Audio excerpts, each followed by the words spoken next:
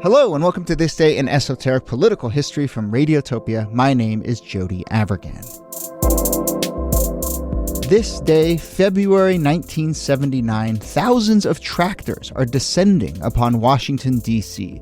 This is part of an ongoing series of protests in which farmers from around the country are driving their vehicles very, very slowly to Washington, D.C. to protest pretty brutal conditions for the farming sector. This is 1979. The whole of the U.S. is in that economic slump. We've come to know it as stagflation. And there are billions and billions of dollars being lost in the agricultural sector, farmers being put out of work, and farmers pretty upset with agricultural policy in this country. So they go on these tractors to the seats of power movement. And again, it had been happening for a few years, a genuine grassroots movement.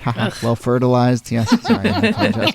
But if anyone could do a grassroots movement, it's farmers. How many times can I make that bad joke? just explain the joke more. Yeah. I still love a good pun. It's here good. to laugh at all my jokes are, as always, Nicole Hemmer of Vanderbilt and Kellie Carter-Jackson of Wellesley. Hello there. Hi, Jody. Hey there.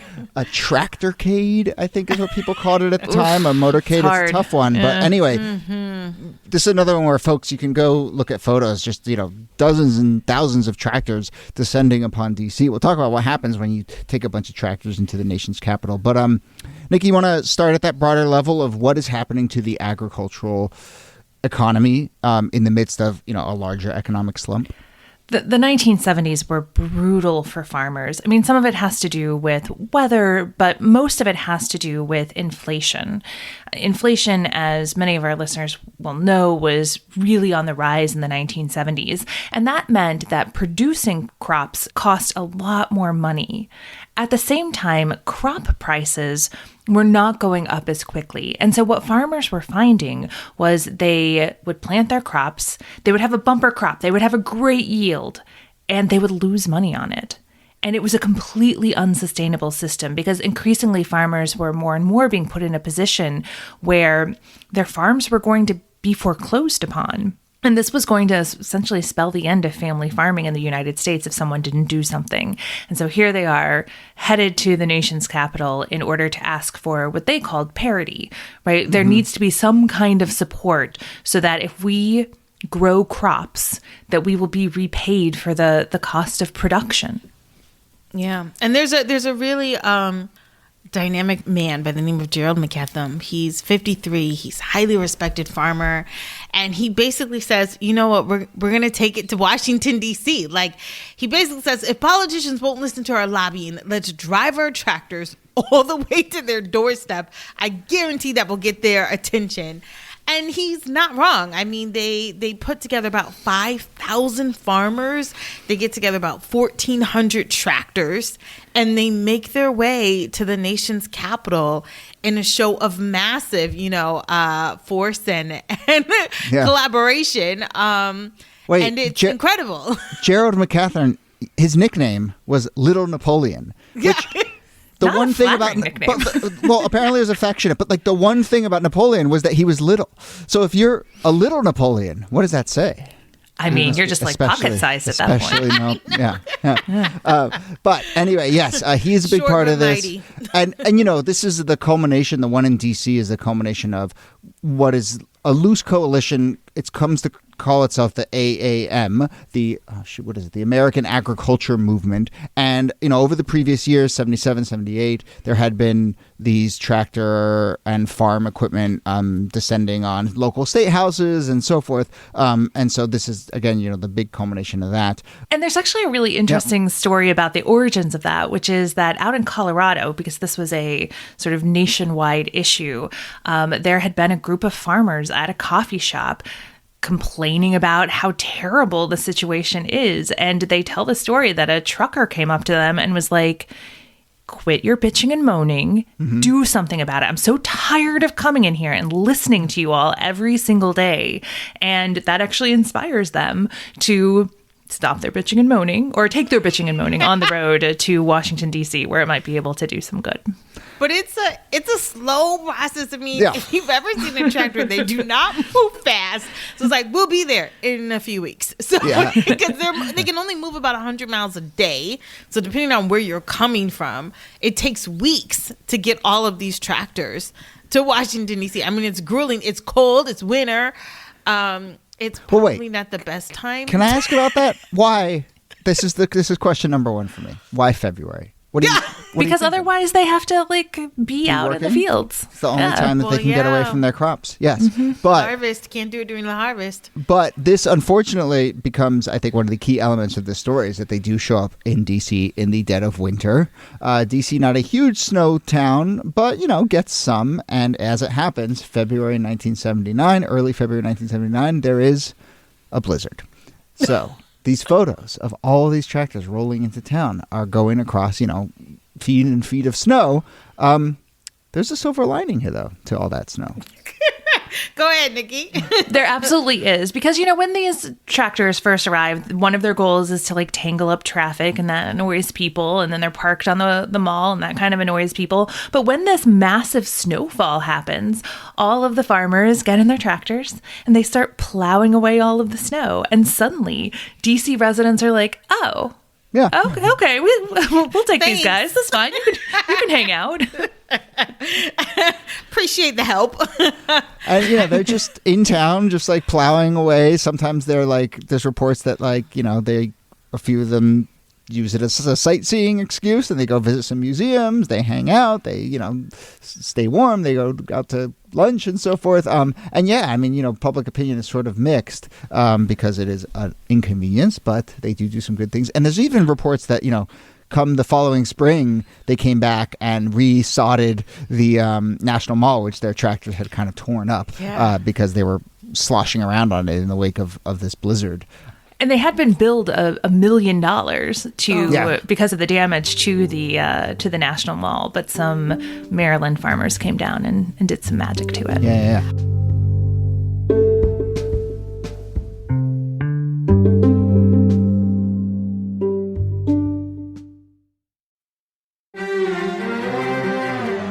You're used to hearing my voice on the world, bringing you interviews from around the globe. And you hear me reporting environment and climate news. I'm Carolyn Beeler. And I'm Marco Werman. We're now with you hosting The World Together.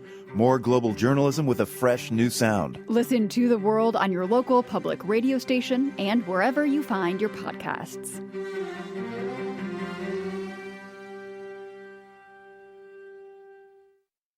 It's a mixed bag, right? Because when you think about President Jimmy Carter, he was a farmer, a peanut farmer. Yeah. So he's sympathetic to this. It's not like he doesn't get it. But at the same time, getting Congress to sort of also have a sense of sympathy towards these farmers is difficult. And so it's sort of a mixed bag about what to do with this kind of Tractorcade, how to really address the problems beyond the spectacle of it all. Well, and that I think is where in here you see a really kind of interesting lesson in the difference between sort of, sorry to use this, I don't have another word, but grassroots enthusiasm and anger, and in the way that we described, a lot of good trouble starts at the coffee shop, right? When you get upset and you decide we're going to get together and go do something, and then it's how does it actually translate? And it doesn't seem like this was thought through or coalesced. Even some of the leaders of the AAM movement are asked kind of what's your plan? What's your goal? What's your agenda? And they're kind of I'm not really sure. There's just going to be a lot of tractors showing up. And it is sort of what happens. And inevitably, right, the press, yes, there's these stories about them cleaning up and so forth, but the press also sort of focuses on the rabble rousing. Some guys throw a thresher over the fence of the White House, and they sort of get in accidents and stuff. And so that, most of the press that they get, and they never sort of take that next step and translate it to an actual policy request or demand. And I guess to circle back to kind of what we were talking about at the very beginning, the larger economic picture, I mean, do we have a sense of whether this actually shifted agricultural policy in any sort of significant way?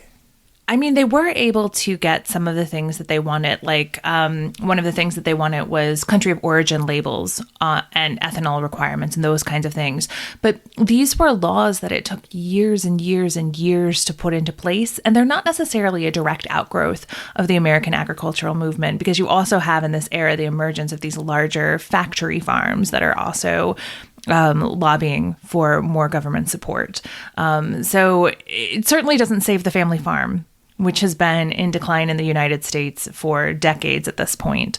But, it's not that farmers and agriculture don't have plenty of sway in Washington, D.C. It just goes in a different direction than to these farmers. Yeah. And at the very least, it drew attention to their needs, attention to the fact that, farmers are really getting slammed and something needs to be done. And so, sometimes I think we can, poo-poo like spectacle as just being superficial, but I think that there is always something valid about drawing attention, showing a light on the plights of others to get, that kind of momentum that you need to create policy. Yeah. Yeah.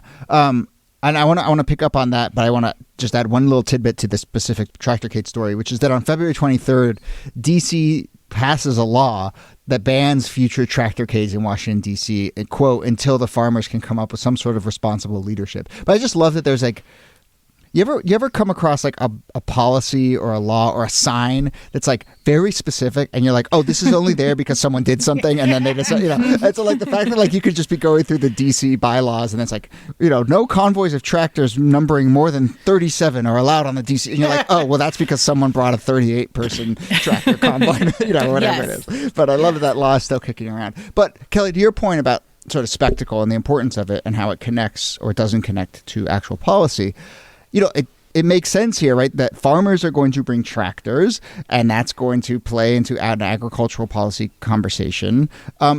We've seen these kinds of convoys. We've seen them recently, right? And I think the sort of Trump era featured a number of these. Like we saw those boat convoys, and we saw the actual trucker convoys that, again, seemed seemingly disorganized and so forth. That was like last year. I couldn't tell you what the actual animating issue was there. I don't think it was trucking policy, right? And I think it was vaccines. It was vaccines, right? Of course, it was. But of course it was. But that's I think a sort of like there's no salience there to like why is this particular group mobilizing this particular way that links to this particular issue. And I suppose maybe they were.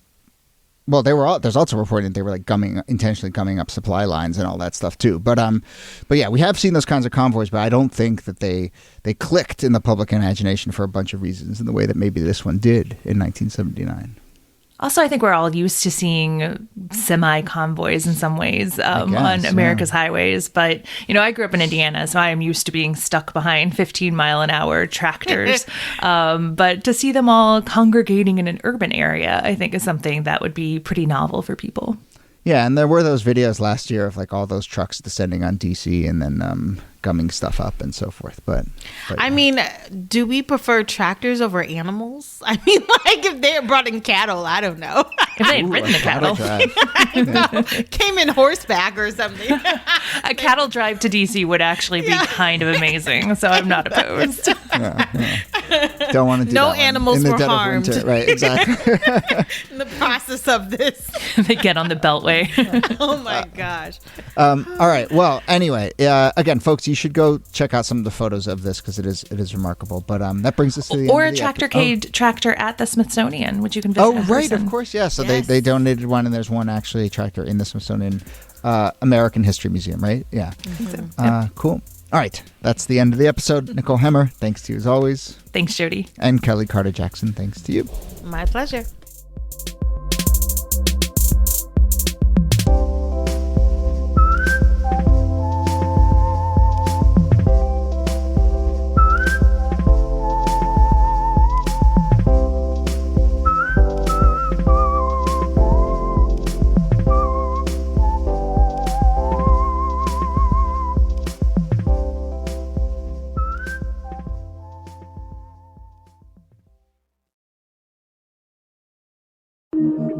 Radiotopia. From